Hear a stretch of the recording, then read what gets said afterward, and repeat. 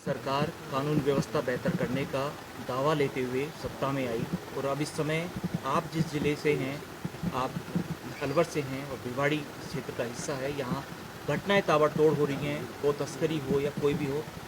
बीती रात यहाँ एक बड़ी घटना हुई, ज्वेलरी की शॉप में लूटपाट हुई और फायरिंग में एक कारोबारी की मौत हो गई। सरकार अब क्या एक्शन लेगी, आपकी तरफ से क्या?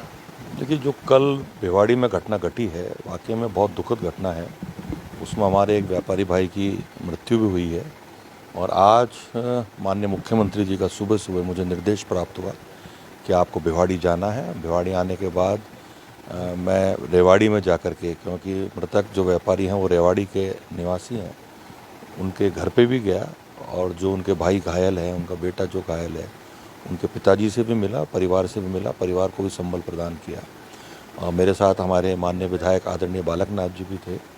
और मैं तो यही कहूँगा कि माननीय मुख्यमंत्री जी की संवेदनशीलता है कि वो इस मामले की खुद मॉनिटरिंग कर रहे हैं और एक एक पल की रिपोर्ट वो जहाँ एक और प्रशासनिक अधिकारियों से, पुलिस के आला अधिकारियों से ले रहे हैं और सरकार के प्रतिनिधि के रूप में उन्होंने मुझे व्यक्तिगत रूप से निर्देश देके यहाँ भेजा है। और आज हमारे जो है आईजी साहब भी यहीं थे और एडीजी दिनेश एमएन साहब यहाँ पधारे हैं। तो निश्चित रूप से घटना बड़ी है, दुखद है और व्यापारी की हत्या होना, मुलजिमों द्वारा होना किसी भी हालत में बर्दाश्त नहीं की जाएगी।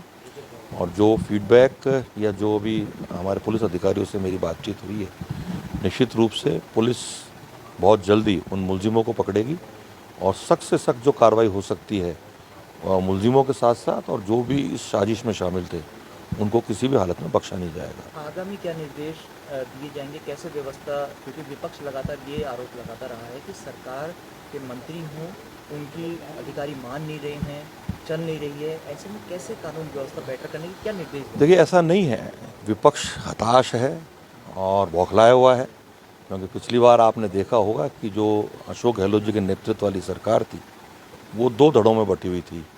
चाहे सचिन पायलट जी का नेतृत्व था, अशोक गहलोत जी का नेतृत्व था, वो सरकार लगातार होटलों में बंद रही। और यदि मैं अलवर ज़िले की बात करूं तो उससे पहले 5 साल में जो अशोक गहलोत जी की सरकार थी, जब संयुक्त जिला था, उसमें भी आप देखेंगे तो अपराधियों के हौसले बहुत ज़्यादा बुलंद थे। और 8 महीने में ये पहली घटना इस प्रकार की हुई है कि जिसमें व्यापारी के साथ घटना हुई और उसमें व्यापारी की मृत्यु हुई। बहुत दुखद है, उसको हम स्वीकार करते हैं कि बहुत दुखद घटना है। इस घटना की पुनरावृत्ति ना हो, उसके लिए आज आला अधिकारियों के साथ बैठ के मैंने और महाराज जी ने बात भी करी, विशेष रूप से भिवाड़ी के रूप में। और यहाँ पे नफरी की कमी बताई गई हमारे व्यापारी भाइयों द्वारा, उसके साथ साथ संसाधनों का अभाव बताया गया। और जैसा कि माननीय मुख्यमंत्री जी द्वारा बजट घोषणा की गई है, उसमें बहुत जल्दी वो जो फोर्स आने वाली है वो डिप्लॉय जल्दी हो, साथ ही संसाधन पूरे हों।